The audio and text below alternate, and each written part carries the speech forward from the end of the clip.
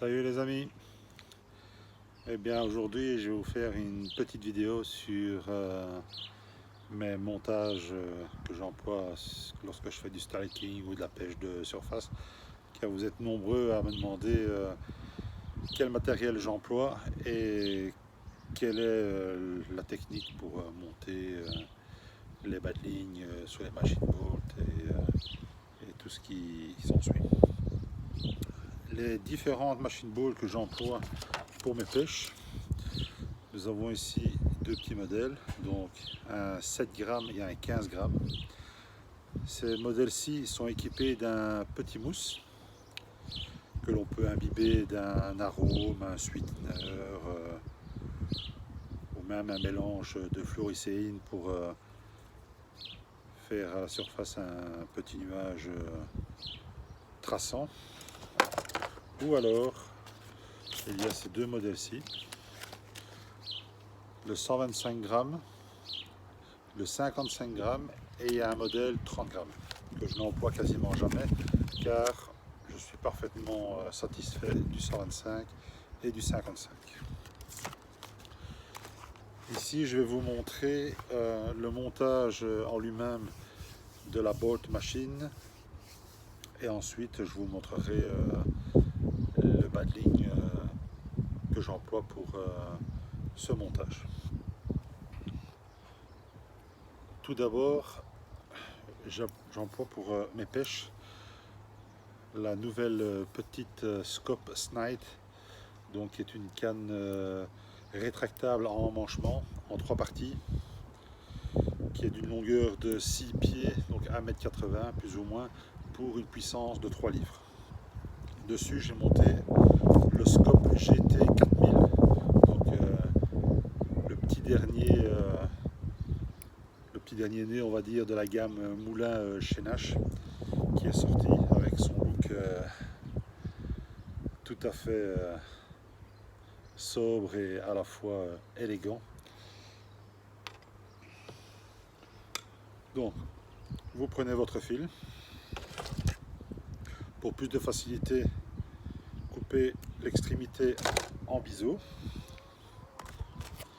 Ici, je vais monter la bolt machine 55 grammes.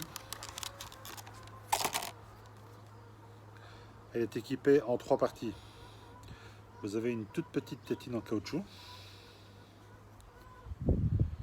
Vous avez le tube rigide et la bulette.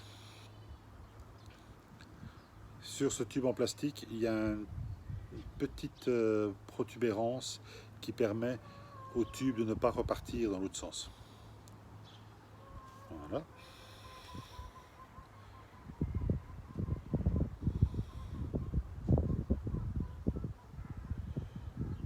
Beaucoup me demandent, ouais, mais tu as vu la couleur de ta bulette, elle est blanche, ça doit faire fuir le poisson. Pas du tout. Pourquoi? Parce que une fois posée sur l'eau, on va pas dire qu'elle devient invisible, mais ça ne pose vraiment pas de problème en ce qui concerne les poissons. Quand ils sont à se nourrir, ils se nourrissent tout simplement. Là-dessus, je vais monter un petit émerillon Quick Change Swivel.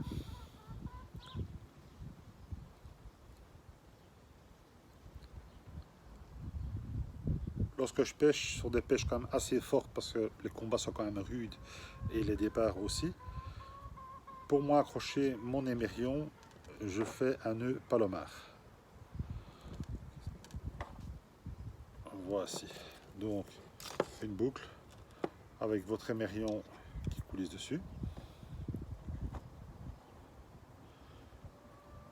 Vous faites un nœud sans serrer. Voilà. Donc il vous reste une petite boucle et votre émerillon. L'émerillon, vous le refaites passer dans cette boucle. Voilà. Toujours bien humecté. Et vous tirez.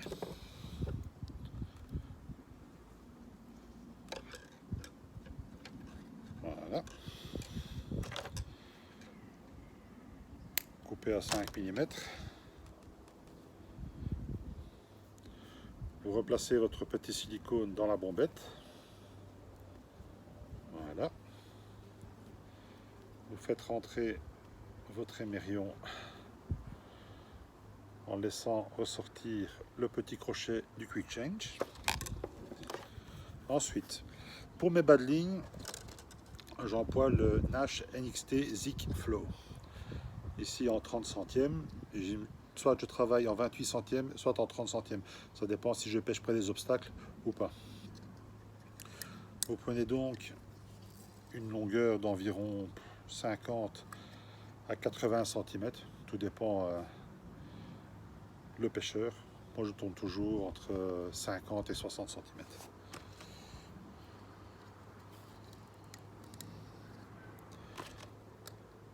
Voilà.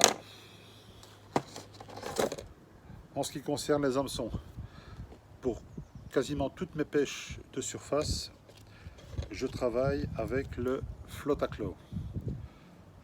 La taille que je préconise, du moins pour ma pêche, c'est une taille 6. Pourquoi le Flotaclo et pas le Claw? Le Flotaclo est beaucoup plus léger que le Claw. Donc pour des pêches de surface, pour une meilleure présentation, vaut mieux le Flotaclo. Voilà.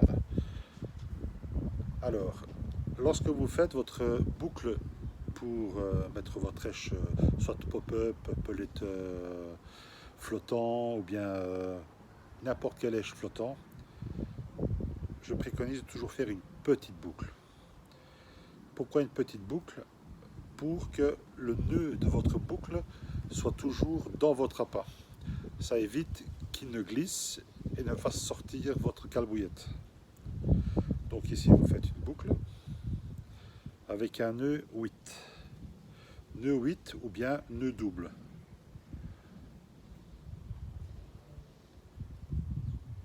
Ce qui évitera à votre nœud de glisser et de se défaire.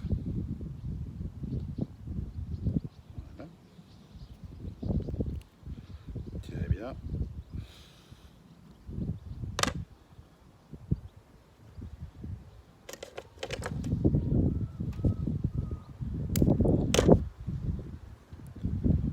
Là donc vous pouvez écher ce que vous voulez.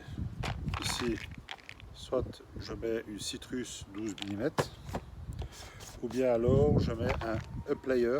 Donc c'est un pelet qui est ni mou ni dur, qui a une très bonne consistance et qui tient très bien à l'hameçon. Je vais vous faire le montage avec celui-ci.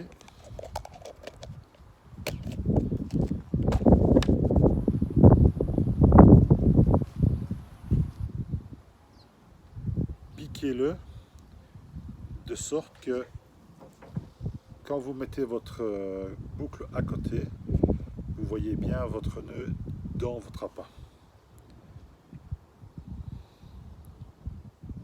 Voilà. Pour finaliser cela, je mets un mini calbouillette.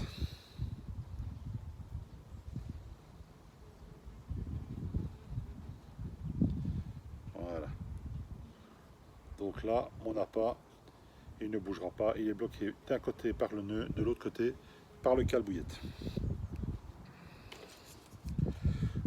Prenez votre hameçon, comme pour un montage traditionnel de bas de ligne.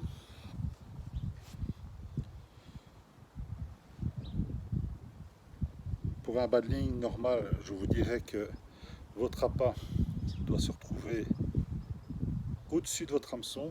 Ici pour la pêche en surface, je le préconise quasiment sur la rampe.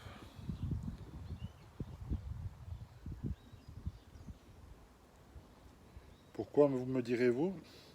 Sur la rampe, parce que comme ça, votre hameçon se retrouve en dessous de votre appât flottant.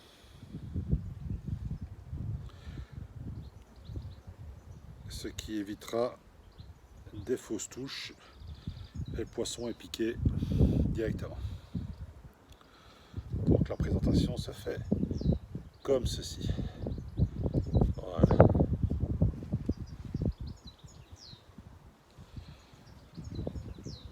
Pas grand bas de ligne. fait.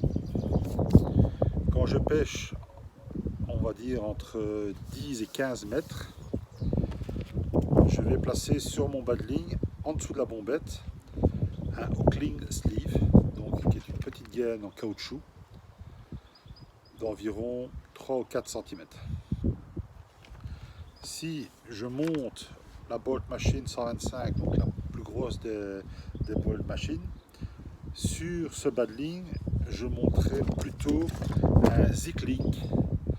Donc c'est une petite gaine souple avec un petit manchon.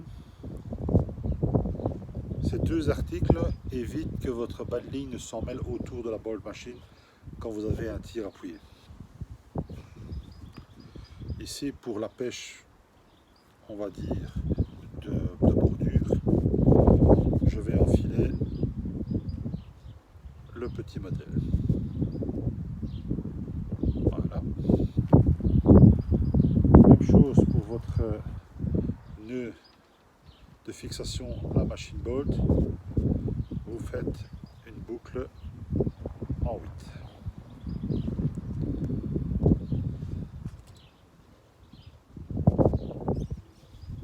Voilà.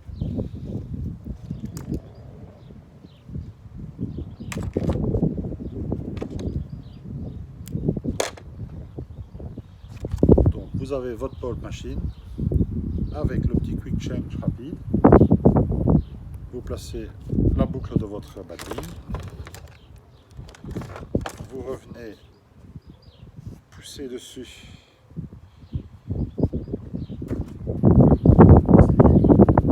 et voilà. Donc vous avez un bas de ligne, votre bolt et la petite gaine en caoutchouc. Elle va rigidifier l'extrémité de votre bas de ligne. Donc quand vous allez le lancer, avec la force que vous allez mettre, quand elle va toucher l'eau, elle va se redresser et votre bas de ligne sera tendu et la pas distance de votre Bolt Machine.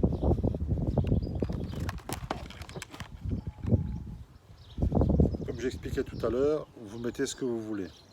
Ici, c'est donc un up layer dessus, soit une petite pop-up, et ces petits appâts, j'ai en amorçage les up layers